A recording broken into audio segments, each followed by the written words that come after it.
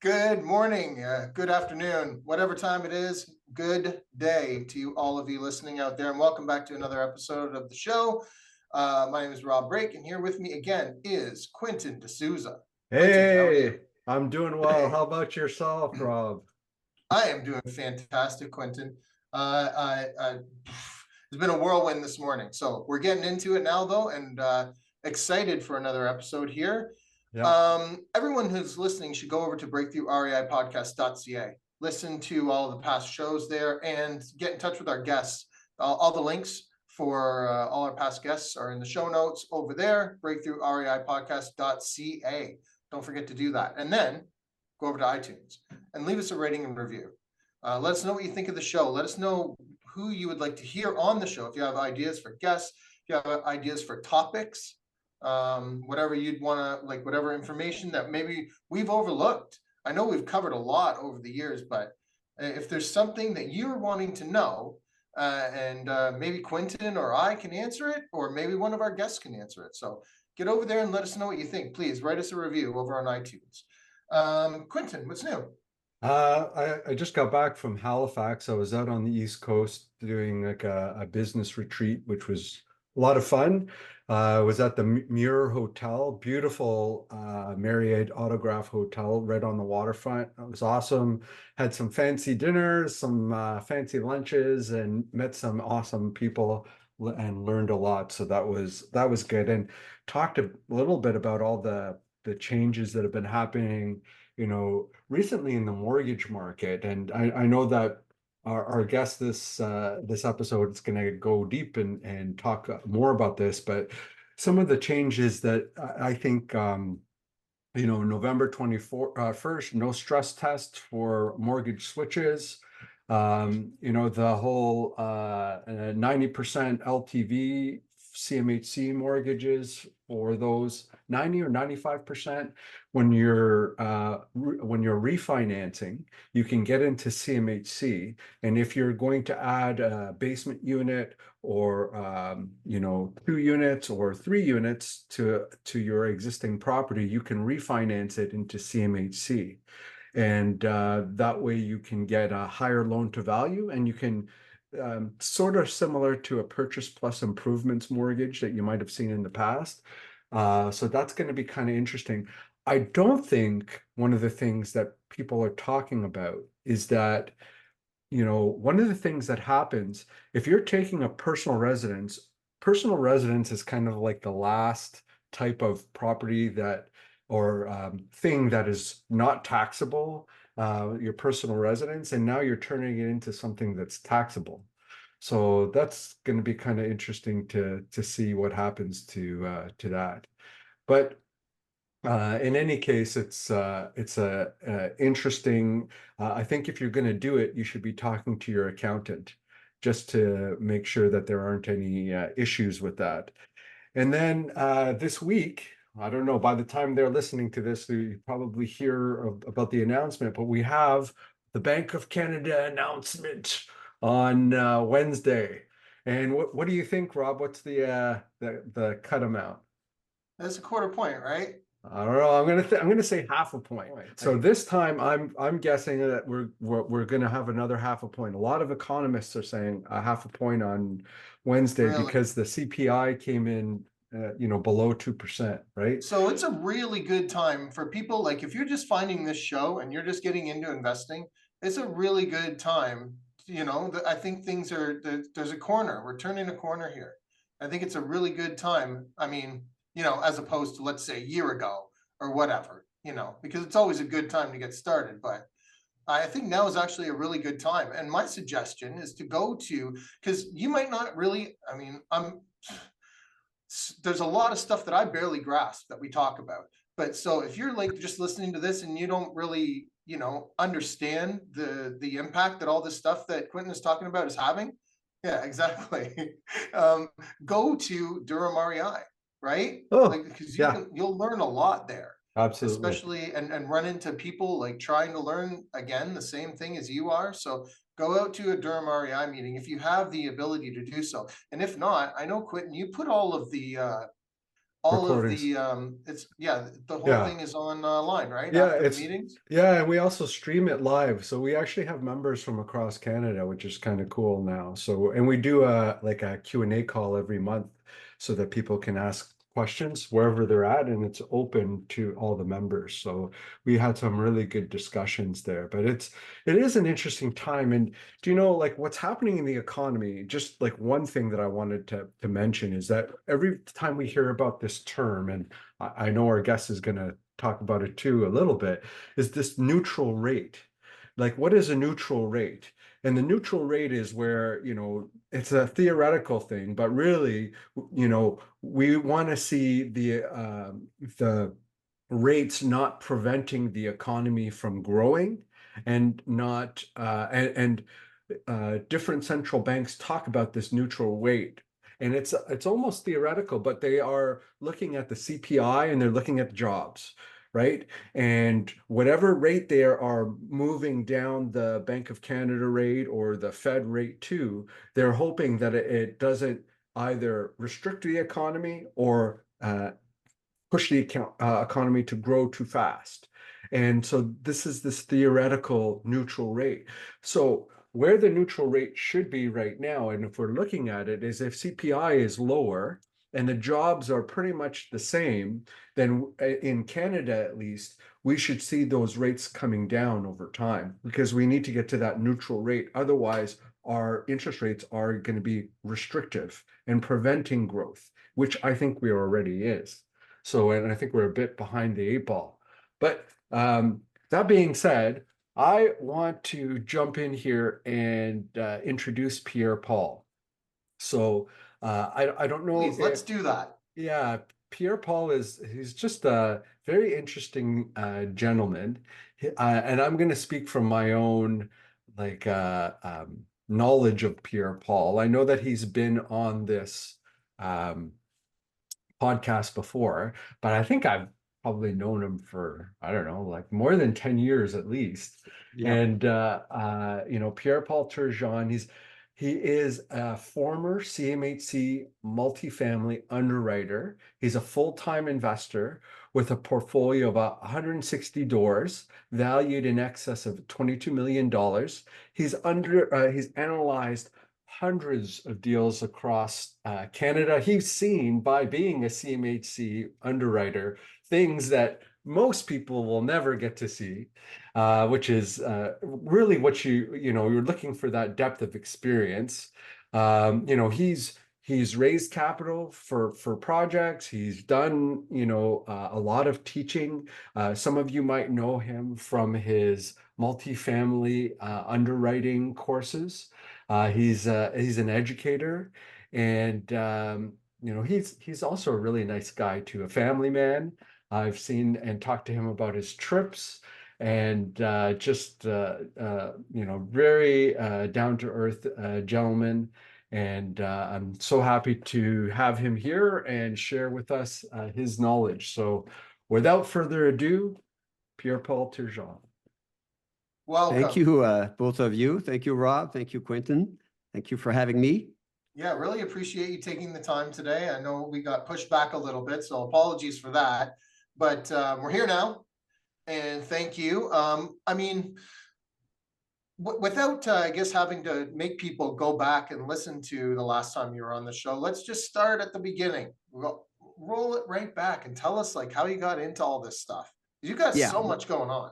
Yeah, I do. I even have land development. So that's something I think I shared with you, Quentin, when we spoke a few weeks ago. Well, now that's been approved, but we'll get to that. But I think I needed to send you my more recent bio, Quentin, my portfolio. I did sell a property, but it's worth like around $26 million now. So we're happy. We're giving rent increases. For the listeners watching, I'm actually, I'm envious of Rob because his butt is sitting in Costa Rica, mine in Alberta. And if I look out my window, I have a snowstorm. So Rob doesn't know what that white stuff looks like anymore. So I'm very envious, but yeah, lots I had to of put on a going sweater the other day and I was not happy about it. But yeah, we're like you, right? I'm a business owner. The other thing that you didn't mention in my bio, Quentin, I'm now a licensed mortgage broker. Don't call me for residential stuff. My background is multifamily. That's all I do. So I'm licensed in Ontario, in Alberta, and very soon in British Columbia. But yeah, so that's what's been going on since you and I met, Rob. So as Quentin said, I've been teaching. I helped a lot of people across the country get into the multifamily business. When I started back in 2008 under REIN, we all know REIN, we all remember REIN. There wasn't anybody really teaching that. And so it's kind of cool now when I see my students, including Quentin, the last event that I attended in Toronto a couple of weeks ago, those builders, and one of the brothers, Wyrod Brothers, took my workshop. So it's kind of cool to help others, right? As we are successful ourselves. As Quentin said, I am an educator like you guys. It's important. Somebody said success unshared is failure. It's John DeJoria, the guy, he's got a hairline. He's a billionaire anyway. So, but yeah, that's kind of been it. In Alberta, it's been a rough market personally for many, many years. We've seen a lot of people from the GTA area come over and think, yeah, the market works the same way it works in Ontario. Well, it doesn't. No, right? I mean, Quentin. Yeah. And I want you to let people know how you got started investing in that multifamily portfolio, and particularly Alberta market, because you have a depth of experience in that market that I think most people are just, they've been there for 4 or 5 years. They don't have the decades of experience that you have there. So I'm interested to make sure that everybody hears it from you. Yeah, it's a very good point. Basically, I started working at CMHC. You guys might remember that, on international housing finance projects. Pretty cool stuff, including the West Bank and Gaza. I've been to Gaza on behalf of CMHC a couple of times. But let's not go there. It's pretty hot potato, so we won't go there. But I also was in places like China, Europe, Romania, Africa, and Gabon. So CMHC had an international department helping other countries create mortgage default insurance systems abroad. Pretty cool. But then I wanted to have that core expertise, which is mortgage default insurance. Got an assignment in Alberta. I also liked the mountains, still is a passion of mine. Next week, I'll be hunting deer and elk in the mountains. I'm a skier, a backcountry hiker, and all of that. So, and we wanted our kids to be bilingual. So that brought me to Alberta. Initially, I did some single underwriting, but then I was moved. And this is important when I teach. I was in charge of a default management and real estate department at CMHC for the Prairie region. So when is I that invest, in multifamily or correct? So it's two prong. Default management and real estate. So default management of what? Multifamily properties. Right. Here's the news. They don't default. Okay. They rarely default. So that's the first cue that I got. Maybe I should start investing in multifamily properties. I was bored out of my freaking mind. I kid you not. The only projects I had to default manage, if you will, were the freaking social housing projects. Needless to say, they were mismanaged. Interesting. Okay. Were they government projects or? Of course. Yes. Of course. There we go. Right. So hilarious. I was bored out of my mind. Yeah. On the real estate side, the other side of default management in real estate was when people lose their homes and the lenders try to sell those assets back on the market. After a while, if they're unable to dispose of them, then CMHC would take them back. And so I managed a small staff of 2 or 3 employees. But again, even residences don't default much. So that's sort of so I was bored out of my mind in the default management branch, and I said, can I move to the multifamily underwriting department where there's some action? Yeah. At that point, my coming out as an entrepreneur and investor was starting to happen. And so I was able to see firsthand how much money can be made, by the wealth multiplier effect, right? The cap rate approach. Your income is a driver of value, your net operating income. As a matter of fact, if I can make you salivate, I was doing some calculation. My year end is August, and I'm in the middle of preparing my year end reports to my investors. We've been giving rent increases in Alberta, because we don't have rent control, in the range of 10 to 12%. So one property, my largest 38 unit apartment building, it increased 1.2 million in the last year. Is that a good thing? Wow, that's great. Yeah. Good for you. And the other properties, $500,000, because they're smaller, right? So good for you. But okay, so wait. Go back. Yeah, go ahead. So without context is important. I just, because I've heard this all the time, and I hear this from other investors, and I know you have seen the different parts of the market. So when did you start buying in your properties? First property was a dog. It was in 2008, December 2008. Do you gentlemen remember what was going on at the time in 2008? Yeah, Yeah, that it's was the hard to recession. forget. Yeah. The My defaults like lender wasn't- crazy in the States. Yeah. Listen, my lender wasn't sure he'd have money for me. Okay. Wow. Do you remember that? The banks were lending between each other and the credit crunch occurred. So, Yeah. and it was a dog. So I made mistakes. But yeah, that's when I started, Quentin. And then I had some pretty good years leading up. So recovery in Alberta always happens fairly fast because we don't have rent control. The only limitation is once a year, you can increase your rent by whatever the market can bear, which presupposes you got to do your homework very specifically in your market area, in your neighborhood, what your competition is charging for rents and all that jazz. I had a few years then yeah, I hit a hard place. 2015, remember, we had the major event in this country that happened, still unfolding. Frickin' Justin got elected, wanted to destroy Canada and its wealth and the oil and gas industry. So I've seen some, and I was going to go there, Quentin, as an educator, I also share the challenges. Sure. It's been a rough patch. So yes, Alberta can take you there, but you got to account for when you do your risk management assessment for the lows, right? It is an economy. Yeah, cyclical. Yeah, cyclical and based mostly, but this is finally improving on the one resource, which is oil and gas. So yeah, so now we're on an upswing. So that's the problem that some people coming from GTA fail to understand, right? You got to account for that. So you don't want to over leverage and things like that. But yeah, it's been rough years. Now we're at the tail end, and it's a period that lasted a long, long time. It began, the shit hit the fan. We're okay to speak like this on your show. I don't think I'm not inappropriate here. My you French. Say what you need to say, Pierre-Paul. Okay. We want to hear it. Yeah, the shit hit the fan.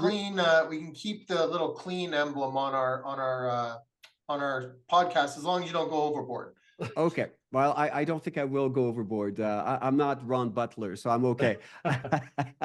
Although I love the guy. Oh, great I guy. love the guy. Funny I love the guy. We need Yeah. more people that tell it the way it is. Yeah. So 2017, that's when, 2 years after Trudeau was in power, killed one pipeline, the Northern Gateway Pipeline, Northern. Of course, we also had after that Keystone, but that's when the shit hit the fan.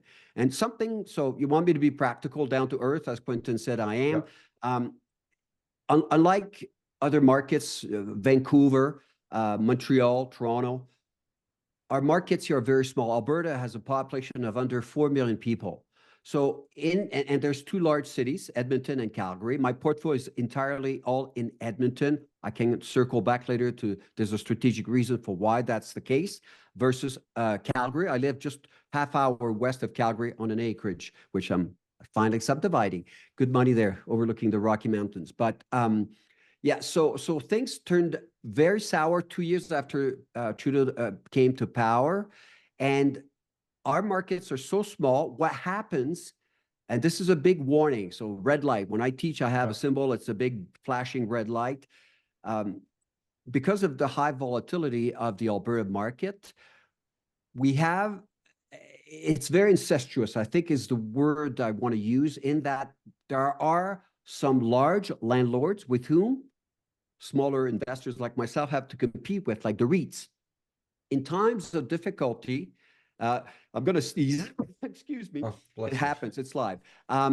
In times of difficulty, these large landlords, they can reduce their rent to provide incentive, because what happened is all the oil and gas workers, many of them come from where you just came back from Nova Scotia, Quentin, went back home because the employment jobs in the oil and gas were going down, were decreasing.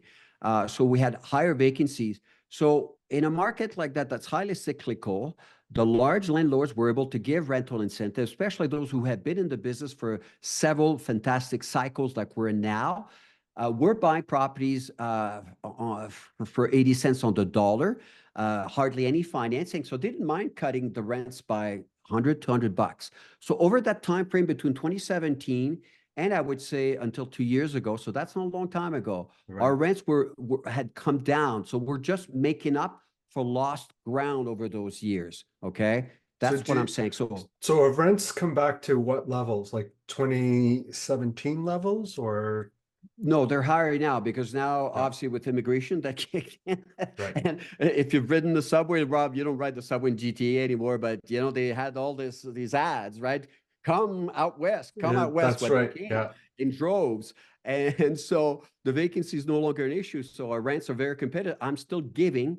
Like I was telling you, I'm giving rent increases in the range of 10 to 12. One property 16%. I still am planning for more rent increases in 2025. Okay. Yeah. So, but they're still below wrong. national average.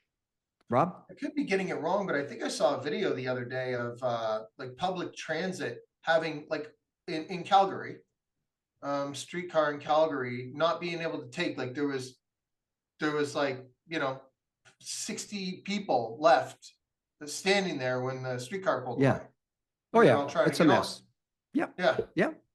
No, it's a challenge, but they came. So rents are still below national average, obviously, but they're catching up. We still have land that's cheap. At some point in this conversation, I suggest we talk about construction. But we have some good years. The good news about Alberta is it finally is diversifying. Hopefully, we've learned our lesson. Warehousing, tech in Calgary, right? The office space is vacancies were really high during that hard time, and the 25 to 35%. It's coming down. So there's nice office space. So we have some tech companies coming back. Edmonton's been dubbed the hydrogen capital of Canada. A lot of billions of dollars in investments there as well, carbon capture and all that jazz. So hopefully those cycles are going to be less difficult to tolerate. But again, if you want to come out to Alberta, it's not Toronto. It's not like you have to compete with some large landlords when my portfolio, $26 million, it is a small portfolio, right? So just be prepared for that and manage your risks accordingly.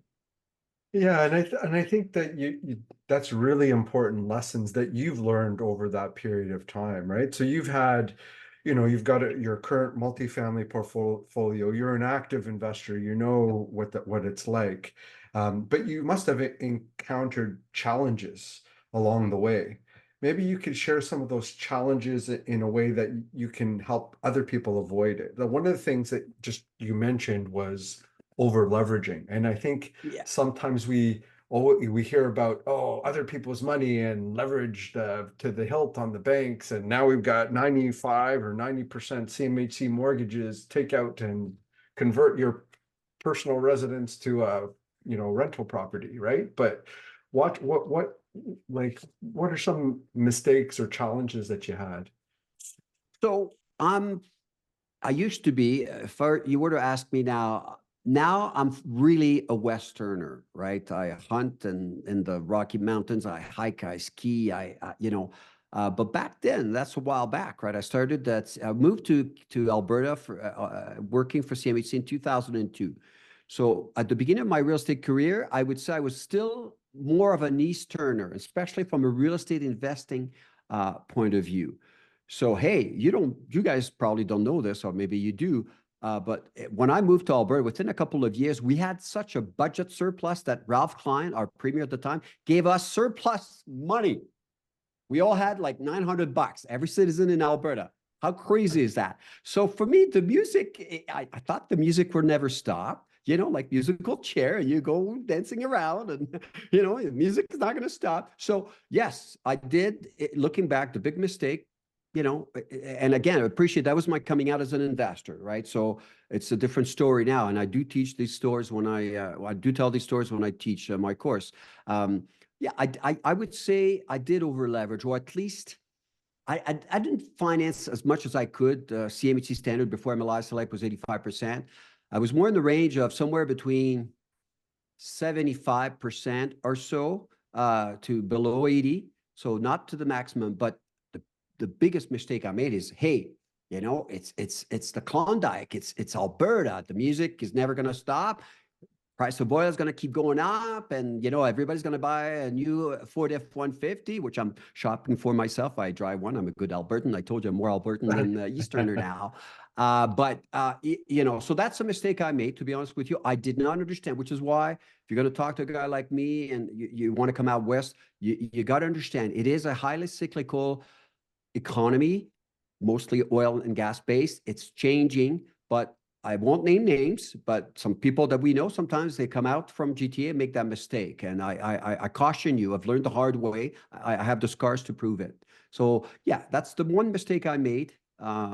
Definitely not understanding oil and gas. For now, it's part of my being. I monitor the price of oil. I do a lot of extra research, the trends, long-term trends. And by the way, it's good now. We're not doing away with oil anytime soon. So we won't let you out of it that easy though, because you got to get a little more specific though too, right? Like where did you find yourself when things turned, like when the oil and gas wasn't doing as good, right? When the music did stop, where were you and how did you get out of it? How do you get out of it? It's painfully, for sure. You got to recapitalize your assets. You got to go back to your shareholders and say, hey, you know, you got to explain the situation. You know, and you say we got to supplement the cash flow because it's not there. So you did cash calls. Absolutely, absolutely. That's the name of the game, and it's a risk, and you know, the investors know. But like I said, it's an economy that's very peculiar in that sense. It's overly reliant on oil and gas, and the fault, my fault, was not understanding that as much as I should have, as I do now.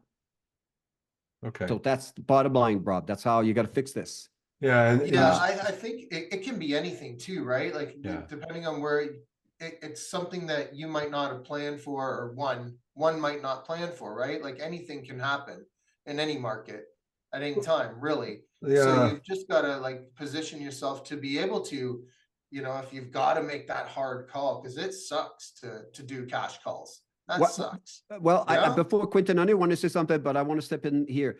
I had planned for it, but planning for something for a prime minister who's bent on destroying, in my opinion, this country and certainly Alberta's and the oil and gas industry, that I had not planned for. Like that's, to this day, this doesn't make sense. I don't want to get too political on people, on your audience, unless you want me to. Tell us how you feel. Tell us how you really feel. Wait, okay. You know, I want to say like just a couple pieces, because we could get political, but I think one of the things that you have to remember that Canada is a mineral rich country. That is our strength. We're resources, and to make it something that we're not just doesn't make sense. You know, you know, we should be going down to the states and figuring out what are the minerals and resources that they need so that we can help you to get that in a sustainable way that makes sense. Like I'm okay. There's got to be some balance to this discussion, not the way that we've been going about it. And I think, you know, it's okay. Just to validate what you're saying, Pierre-Paul, I totally get where you're coming from. It can be very frustrating, especially from the people, my friends in, you know, out west, for sure. Well, we were specifically targeted, right? Our key industry. I mean, it's unfathomable. But anyway, it is what it is. That's what you got to do, Rob. Politicians aren't in it to help us. It's self-preservation. Once you're in office, it's just about self-preservation. It's not about But this being said, it's a happy ending story. We're catching up because of the fact that we don't have any control. We are making up for that at the speed of light, right? So that there's that positive side, and maybe I want to do that. No, but I knew where this would end up. Eventually, the pendulum would swing the other way. It has, and I had a difficult conversation with my shareholders. We're all being honest here. I'm not going to dispute that, but for the most part, there's a couple exceptions. I think we all have these exceptions where we partnered up with not exactly the right person, but on the whole, I did extremely well. I was able to explain after I got more knowledgeable in terms of the Alberta economy, the Western economy. I said, this is what's going to happen next. It's cyclical. So during those tough times, I had the foresight of upgrading my units to be able to higher standards, knowing that we'd have this population growth, knowing that our units would be in higher demand. So these numbers are based on, okay, we got hurt, we got scars, we made it through, but how can we take advantage of this crisis? And sort of what I'm trying to tell you is I was ahead of the game. I don't have carpet in my units and all that. So now I can command some of the highest rents for an existing property.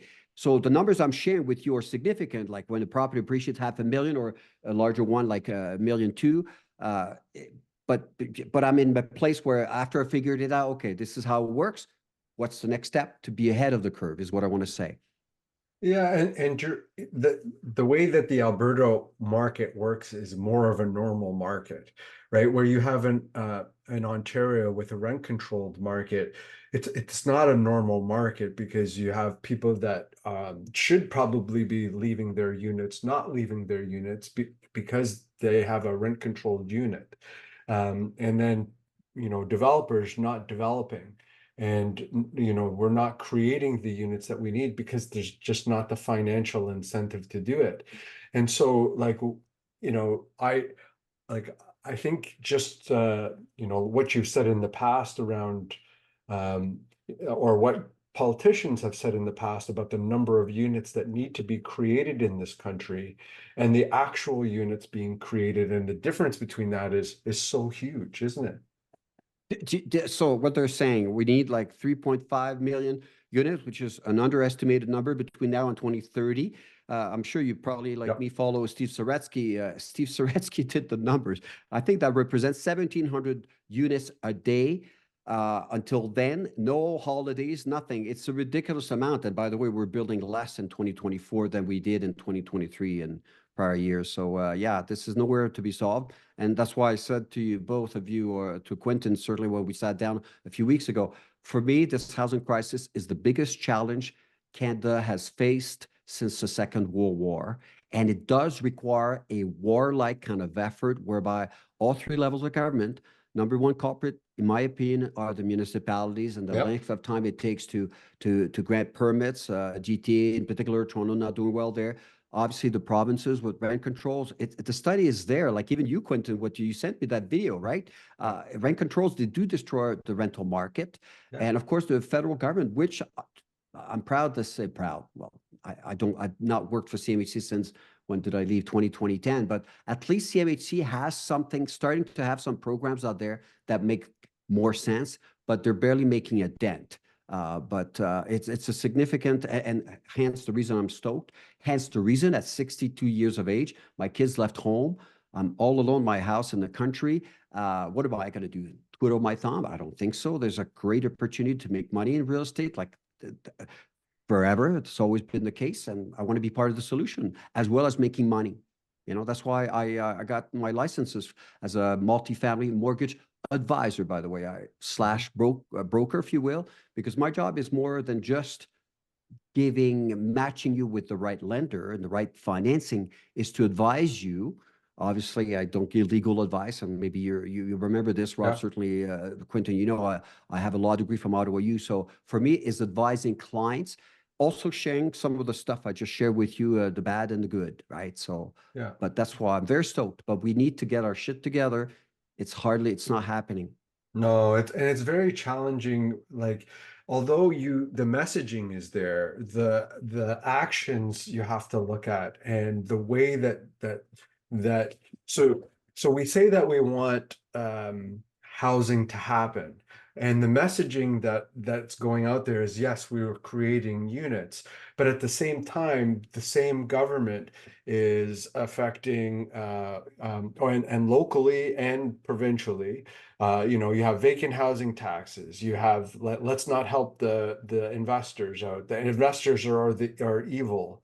We're going to do vacant land tax. Who like this is insane. You're trying to help the people by taxing them to death. Is that the idea? And that's going to create more units. What you're doing is you're scaring all the money out of the country. Absolutely.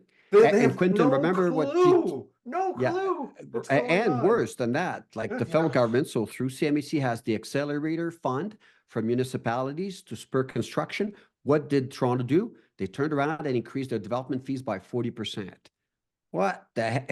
How come nobody's doing anything about that? No, Well, he doesn't I exactly. have mean, balls, right? Justin doesn't have balls. We all know that. I think this kid, I, yeah, no man I walks get like pretty that. deep into this, and my personal belief is that it's by design. And I mean, I know that that's scary as hell. That's what I think. You know, It's I, a if there was, challenge. Yeah. Okay, so you refer, Rob, I think you refer to that book I read, which I highly recommend. You Will Own Nothing. Have you read that book? no, I haven't read it. I don't want to. I understand the concept. Because that's Yeah. what they want you. So You I know. think it's by design. You're correct. You will own No, I nothing. know that. Yeah. That's truly how I Yeah. feel. I mean, Yeah. there's been absolutely no attempt to fix anything.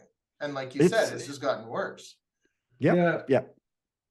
So I And think it's disguised as a program that's meant to fix something or trying to swing things in the right direction. Everybody knows that it's not going to work. And I'm just a general blanket statement, whatever the idea is that the government has. you know, I think the challenge we're going to face here is that, you know, now in order to spur on development, it has to be the government to be able to do it with their programs, right? And I think that one of the programs that Pierre-Paul wanted to talk to us about. Now I've, like, as a multifamily investor, I've done duplexes and triplexes, and I've done all the small stuff too, and now I focus on more apartment buildings. CMHC has MLI Select, they have CMHC Standard, and now they have a new program that is a construction program. So what is that all about, Pierre-Paul? Yeah. And so we're going to put it in context. Right off the bat, I want to say I shared that with Quentin and a few developers. So it's called the Apartment Construction Loan Program, ACLP. Now, if you read the collateral that you'll find online by CMHC, it tells you it's for 5 units or more. But at the end of the day, the caveat, and I want people to be realistic about it, even though it says anybody that wants to build a 5-plex or more can apply for it, it's baloney. So this is smoke and mirror again from our federal government, who wants to score some points to get reelected because they know they're low in the polls. Really, it's for builders with a lot of experience, to be honest with you, that want to build at least 60 units or more. The reason is they want to show that, hey, we created this program, ACLP, Apartment Construction Loan Program, and look, we're building all these units. Again, it's not making a dent. So it's really for large developers with a lot of money, with a lot of experience. The benefits are significant, right? You get 10-year money, 50-year amortization, 100% loan to cost. We're talking construction, so we're not talking about loan to value in this case, loan to cost. So you get your financing completely, financed, your construction costs completely financed, interest only payments during construction through to occupancy permit. Principal and interest payments are due after 12 months of stabilized EGI, effective gross income. So it's what I was telling Quentin. And people can follow me at multifamilyinvestingcanada.com. And as a broker, I'm going to start being more active, probably finally get around to have a more regular podcast like you guys have. And I'll do something about this in more detail. But I was telling Quentin, Rob, it's going to make millionaires because they want to score some points, right? You take your money back and you go and build another one, those that have the wherewithal. So on the face of it, it looks like it's for any small projects, 5 or more units. This being said, it's my opinion now, it's a good endeavor, but it needs to be translated to all kind of projects, right? And that's where I think it's not happening. But I believe what I shared with Quentin, say that again, Rob? So why exactly doesn't it work between 5 and 15, like 14? Well, it's not that it wouldn't work. It probably would work, but it's just they want to pick. So when you apply for ACLP, again, Apartment Construction Loan Program, it goes to a selection committee, and you got to submit your construction costs, your soft and hard costs and all that. But because they want to score political points, they told us, this is like, now I have intel as a broker that I didn't have before, which is training directly from CMHC on this particular program.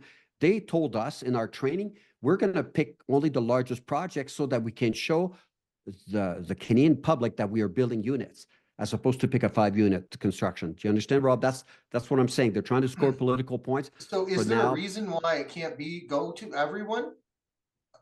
well, like I said, they want to show the public that they're building more units. For the time being, they're going to pick only the largest projects, the low hanging fruits, basically.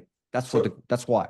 So Rob, like in multifamily, it takes just as much time to do a 5-unit project as you would a 60-unit or a 100-unit project. So it's when you're doing CMHC the other. resources. That's right. So like from a resource perspective, if they start doing all the 5s, because there'll be a ton of them, but they won't be able to process all the, and I did a little bit of research. I talked to good point, Quentin. No, but yeah. It's funny, you come from residential before you did multi, so you understand what Rob was The coming differences from. I are- wasn't, because I'm always thinking multifam, but you're bang on. It's obviously, it's the same resources, same underwriting process for smaller project versus a large one where you can show, hey, we contributed to build it. You're bang on. So thank you, Quentin, for that clarification. Yeah, and I did some research too, because I had talked to Pierre-Paul before about the program, because I'm doing a development as well, and that sounded amazing. And it sounds like the program was an adaptation of the RCFI program that had existed before. So one of the now I'm not going to name names, but I talked to a developer out in Manitoba who's used the project before, and he said that he spent 3 years trying to get a project over the finish line with CMHC on this using that program. And he said he was tearing his hair out, and he doesn't have a lot of hair. And then he ends up getting it done, but not at 100% loan to cost. I think he ended up at like 90 or something like that. But he said it was still worth it. But there's a lot, like there's the point requirements that are required, and the actuality of getting 100% loan to cost may not be the real thing. But I think that there's still a lot of challenges. You have a selection committee of who's going to pick your project, and like, how do I, as a I can say I have a large portfolio and maybe I don't do development, but I'm, this is going to go right into the pool of units that we already have, right? So if I can speak to that. So your friend or that investor, Quentin, used the RCFI, which is, you're right, it was the precursor to the ACLP. It's the same thing. To be honest with you, they just repackaged it. But hence the issue. Even us in my office, my brokerage firm, we didn't know about the RCFI. How come? We're brokers. So that's CMHC for you, right? It's a crown corporation. Like, you got a product, you hardly put the word out there that it could assist developers. I would say now the mood has changed. So 3 years ago when your friend started, and now is a different environment. Now there's a lot of pressure on solving the housing crisis. My sense, and including us as brokers getting training, I think CMHC are realigning themselves. But you also got to give CMHC a bit of a break, in the sense that 3 years ago when your friend started, that was also COVID, right? I mean, all hell broke loose. Sure. Okay. Yeah. And CMHC was overwhelmed with refinance or financing applications, and they changed the rules, right? You remember that, Quentin, even about using equity takeout funds. Those uses were restricted and all that. Just the only reason, they've canceled that rule, right, Quentin? Yeah. Oh, absolutely. June. Yeah. The only reason they put that rule in there is to slow down the onslaught of financing applications. And CMHC will only allocate so much resources to multifamily. But I think also that's going to change, because we need to build higher density, right? Because at the beginning, really, CMHC's mandate is for the residential side, encouraging home ownership. I think that mandate is going to change over time to multifamily, or more. Well, first of all, people can't afford homes anymore, so might as well build multifamilies that can house more people. I think that's a trend we're going to start seeing over time. That's interesting. I want to ask you something, and this is kind of not even related, but one of the thing that frustrates me the most about CMHC, and you're not in CMHC anymore, and you can comment about this, is that we don't have Sagan or Canada Guarantee in the multifamily space, because it's a government agency that's not allowing entrance into the multifamily market. This is pure monopolistic behavior of a public entity, and we are stuck because they are not allowing competition in the market. Why is it that we have insurance provider in residential, but not in commercial insurance providers? It's pure government, at least Well, from my opinion. And I want to know if I'm blowing it out of the water, no, or if I'm being reasonable. No, you've got a point, but then again, that's an issue we have in different sectors as well. Telecommunications, banking. But you just told me the default department does not have no business at all. It's a cash cow. I was not able to say that when I started speaking publicly in 2008, like I was still at CMHC's employment. It's a freaking cash call. I told you I was bored out of my mind. To this day, the default rate on multifamily properties is near non-existent. That's not changed. Someone send this podcast to Sagan and Canada Guarantee for me, please, so that they can hear this, because. But this is a Canadian cultural lack of business savvy. We have the same issue with telecommunications, with banking sector. We're just, I don't know, we're just commies. I said it. There you go. We've gone too far to the left. Well, that's the difference between Pierre Elliott Trudeau and the Trudeau that we have, right? Yep. So, he always wanted to keep the party in the center, Pierre Elliott Trudeau, right? Yeah. And his son is much different. Doesn't have his intellect, that's for sure. It's a different person altogether. All right, we're getting down in the dirties here. So maybe hey, I live in Alberta. I can't go on a rant against Trudeau any time of the day or the week. Well, so now you've kind of got into this multifamily, the brokerage, the advisoring space, and what kind of opportunities are you seeing for people? So I'm stoked. The reason I'm stoked, like I said, I'm in a great place, right? I have pretty decent amount of wealth. My kids are gone. They're all doing well. I have full freedom to do this. I've got the health to do it, right? I stay healthy. I'm like you, and I think you as well, Rob. One of those people that exercise, practices yoga, HIIT training, and all that jazz. So what am I going to do? We all learn from our mistakes. I've learned from my mistakes, and I developed over time. Becoming a multifamily mortgage advisor / broker makes a lot of sense. I see, like I said, our government's not getting their act together to create more supply. Okay. I see, and this is also a piece of information that I shared with you, Quentin, when we got together. What I see now, my job is also to establish relationships with lenders of all sizes. Obviously, as a mortgage advisor / broker, I would prefer, and that's my goal, to be honest with you. I want to associate myself with larger developers, because then I don't have to do as many deals, and because they know they're pros. I want to work with pros, people who know what they're doing, right? At the same time, by my teaching, I've helped smaller investors get into the game as well. But what I'm realizing is a lot of the lenders, first of all, the existing lenders, I'm not going to name them because I work with them, but some of them have had their wrists slapped by CMHC because of poor underwriting. You know who I'm talking about, Quentin. Yeah. I don't know if Rob gets a sense of that in Costa Rica. So and many of them are overwhelmed by the sheer volume. So what's happening? They're becoming pickier, just like Quentin said. If I can work on a project, a $1.5 million project, 5-plex, or maybe probably $2 million now to build one of those, versus a 10, 20, $15 million development project, which one I'm going to pick? If as Quentin said correctly, it's the same level of effort, I'm going to pick the $15 million project. So what we're finding, these lenders that I have loans with still, that used to fund the 10-plex and all of that, they're saying, no, I won't touch anything below $3-4 million.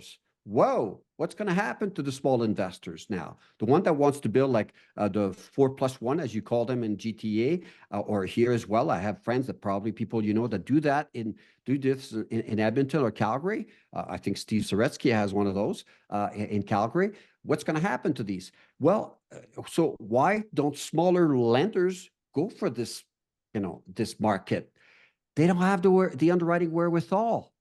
Like I'm saying, the large lenders, some of them have underwriting challenges, and the smaller lenders that could cater to the smaller development projects don't have the underwriting capability. Yeah. To me, I'm saying, okay, who's going to come on top of this tremendous once in a lifetime opportunity? Like I'm somebody that has traveled all over the world, that knows a lot about history. When I say, to me, this is one of our country's biggest challenges since the Second World War, I mean it. Right. If you can get your act together, find a way to develop, to become a builder, they will build it.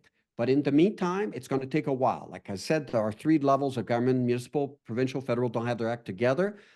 So who is going to come on top of this tremendous opportunities are the people who are prepared, of course. Guys like me that as soon as the rules, because there's going to be a lot more financing rule changes, guys like me that are going to be, as soon as something comes out, let's study it and let's see how we can use it to our benefit. It's the people that are going to be extremely knowledgeable, right?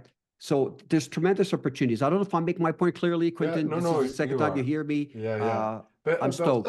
Well, one thing I just want to, just an action item for people. If I wanted to take part, like if I wanted to have this ACLP program in place, what items do I need to bring to you? And is there some sort of like consultation process that can be done? Like how, what do we do? Let's not restrict it to just ACLP, right? A construction project, what do you need? And by the way, we're going to talk about that. I'm more than happy if you have numbers, because to sit down for half an hour free of my time. We'll give my contact info later, but I need numbers. This is a numbers game. But let's say ACLP, the depth of information that you need is significant. I'm not going to dispute that. But to begin with, you're asking for a construction financing loan. So I need to know what the value at completion is going to be. That's what we're financing. All right. Okay. So you need to give me an appraisal. So right? And as constructed appraised value. Yeah, exactly. As at completion, when you built it, what kind of rents, income, and net operating income you're going to be able to generate, which, as you know, Quentin, derives, that's where the value of the asset is derived from, which presupposes you've done your market analysis, what you can charge for rents. So number one, I need an appraisal, professional appraisal, for the value of the asset at completion. Secondly, I need your construction costs vetted, both soft and hard. Yeah. And generally speaking, the lenders, CMHC, they all want to see you have some skin in the game. Yeah. You should own the land at that point, right? The challenge that you face when you do a construction project, and there's a couple ways you can do it. You can go straight for CMHC. You're going to have long delays, like Quentin mentioned. Although I want to give some credit to CMHC. I think they realize they need to shorten those. By the way, ACLP, Quentin, you know that they've actually outsourced the underwriting portion to CMLS, which is another large mortgage brokerage firm. Okay, because they realize they wouldn't be able to cope with the volume of applications coming in. Okay, so that's one thing. But you need to be able to vet your construction costs, soft and hard. And the challenge is when you have a construction loan, 2 ways. I sort of sidetracked a little bit. 2 ways you can finance it. You can go straight for CMHC, which is obviously more cumbersome. It's going to take a long time to get approved and especially get your first advances. So you have to have some liquidity up front, right? Whereas if you go straight to CMHC to finance your construction. Option 2, you go conventionally, right? Where it's more business-like. You're going to get an approval a lot faster. But you also need cash, and sometimes the threshold to qualify for conventional lenders is higher than CMHC approved lenders. The threshold generally CMHC is 25% of the loan amount in personal net worth at a minimum, whereas conventional lenders, they can use that or not, or they can say you need 50% in personal 50% of the loan amount in personal net worth to qualify. Generally speaking, we'll say if you're keen on putting shovels in the ground, we'll help you get a conventional loan with a conventional lender meaning non-CMHC insured lender, okay, or non-CMHC insured loan, I should say. all right? Because it's going to get your project up and running a lot faster. But of course, make sure you have sufficient liquidity, roughly 10%, 50% of your project costs, right? Upfront to enable you. But you'll get your advances a lot faster with a conventional lender than if you went CMHC, which is a bureaucratic entity. So at a high level, we're obviously summarizing stuff. And just to tell you how keen I am to associate myself with developers, I took even a development course, which is way beyond financing, just so that I understand their challenges, the developers' challenges. For me, I don't know, you don't know the future, but at the age I'm at, I was telling Quentin, I've got all the wherewithal, the experience, the scars as an investor. I want to be a kick-ass multifamily mortgage advisor / broker. I just want to rock it because I love it. I'm passionate, right? That's who I am. And I have the wherewithal to do this. So pretty exciting. So I wanted to ask you, okay, first of all, before I move on, tell us about your company and how people can reach you to, to discuss these things in a little bit deeper. So I'm a mortgage broker with Mayo-Key, which is we're about 3-4 years old. The Western guy, so I'm licensed also in Ontario, so I do deals in Ontario, and I'm still plugged in with that market, as well as Alberta and soon British Columbia. Mayo-Key's MAOKI.ca is our website.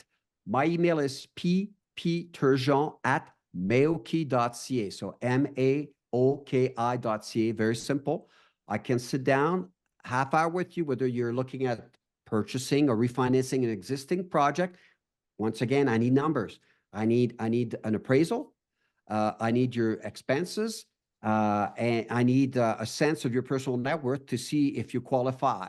Like, let me give a warning. And again, Quentin, an actionable thing. Guys like me, I'm going to be picky as a mortgage broker. I don't want to scare anybody.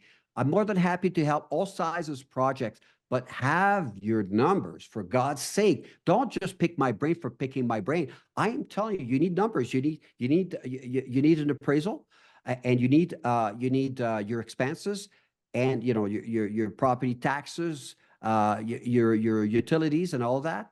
I'll sit down half an hour with you. Same thing if you want to build something. I need an appraisal of the project at completion, your construction costs vetted, and again, a sense of your experience and your personal net worth to make sure that you qualify. But if you want to succeed in this world with this lifetime opportunity, you got to have your shit together. You got to have cross your T's and dot your I's. I dumped a client. I think I was telling you that the way when I sat down with you, I've been asking him for this information for 2 months, and I ran numbers for him almost against my will because they were not supported numbers. So that's where people can reach me. I will continue to be active at multifamilyinvestingcanada.com, Mick, multifamilyinvestingcanada.com. I don't have a workshop this fall. I may have one in the fall, but I do have the on-demand course that's still available for people to get them up and running. So that's for what I'm doing now. But more than happy to help anybody if you're willing to do your homework first before, and make sure you don't waste my time. Nobody in this business, right, Quentin, you can corroborate that, will accept you wasting their time because they've got bigger fish to fry. It is, and I don't mean to demean people who do residential investing, but our world doesn't forgive. You've got to act like a pro. You got to do your homework. Yeah, and you know what? You can make more money. You can't make more time. So. Yeah. There you go, Rob. I wanted to ask you, how does the valuation of a building differ between Edmonton or let's just say Alberta and Ontario or other markets? Well, they're lower. The price per door is lower, right? It's definitely lower. We don't have the cap rates are higher, so that means that valuations are lower. Cap rates and valuation moves in opposite direction. So it's just, is that changing? Yeah, like I just gave you examples of my properties the last year alone have increased by $500,000. What cap rate do you use to calculate? It all depends on the area. Well, it's very specific, Rob, but it's nothing like GTA. It's a lot higher. For example, I had a fire. I had one property that burned in 2020. Not completely. The shell was intact and the roof was intact, but the interior is completely brand new. It's in the university area. So for that one, I can tell you the exact number. It's Strathcona. For those of you that know Edmonton, it's south of the river, North Saskatchewan River that divides Edmonton, 4.25%. All right. Whereas my properties to the north, the cap is going to be 5%. So lower values to the north, higher values to the south with lower cap rates because you've got historically lower vacancies. So that's sort of it's not the 3.5% that you'd find. I don't know, Quentin, you're more familiar with sometimes those sub cap rates. 3%. Yeah, in That's Toronto. awful. Yeah, It's just awful. it's tough, but it's a Too bad different. you can't bring your buildings over here, though. You know what? It's like like I said, we all wear our scars proudly, but my properties are all freaking stabilized. I've upgraded most of my units, man. It's like, now let's ride the wave in Costa Rica, go surfing like I did with my kids, like it's that place. But yeah, it's tough, and all of us have these stories, right? But the key is to stick with it and look at it long term, right? The best advice I can give people when they look at these numbers, right? Quentin, you asked me that question. Let the numbers tell you the story, not your emotions. And that's sort of my core expertise. For me, I just finished like going through my portfolio because my year end was August. I just finished going through the numbers, and for me, the numbers dance in my head, and I do comparative analysis, or my average within the right range for my utilities and stuff like that. Where can I improve my numbers, right? But the point is, let the numbers tell you the story, not your emotions. And don't listen to the music like I did when I started in 2008.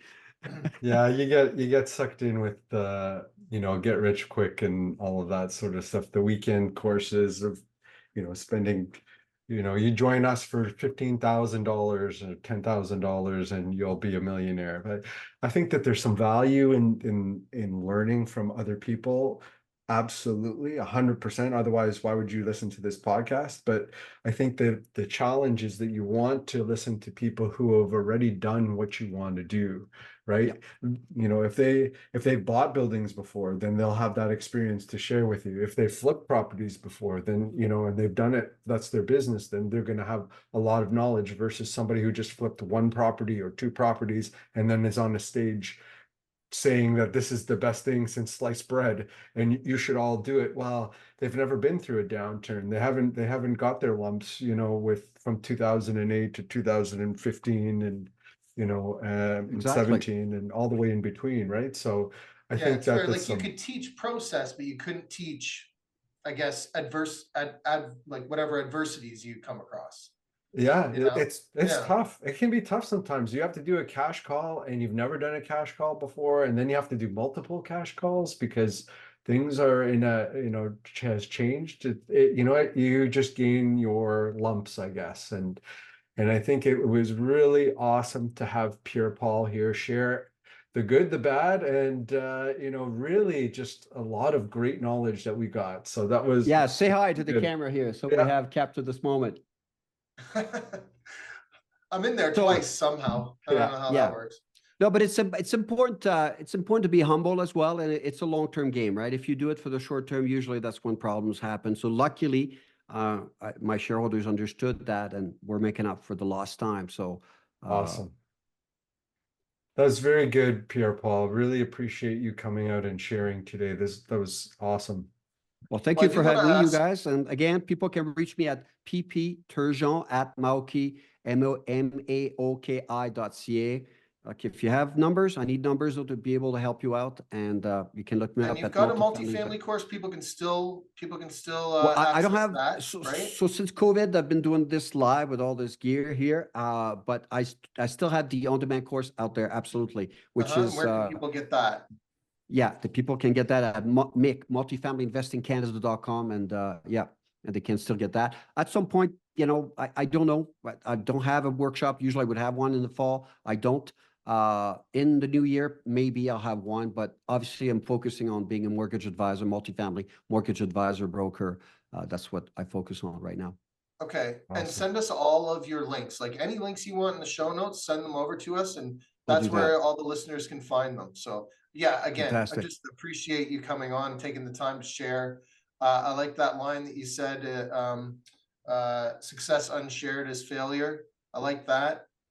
That's a good one. So lots of great tidbits for sure. Rob, so how can people reach out to you and connect with you? You can reach me at rob@mrbreakthrough.ca. I've had that, email address forever. So if you want to learn about what we're doing here in Costa Rica, if you're interested at all in just finding out how investing works here, reach out to me. And of course, go over to mantarayLodgeCR.com and book yourself a vacation. Come on down. You can go surfing with Trudeau when he's here.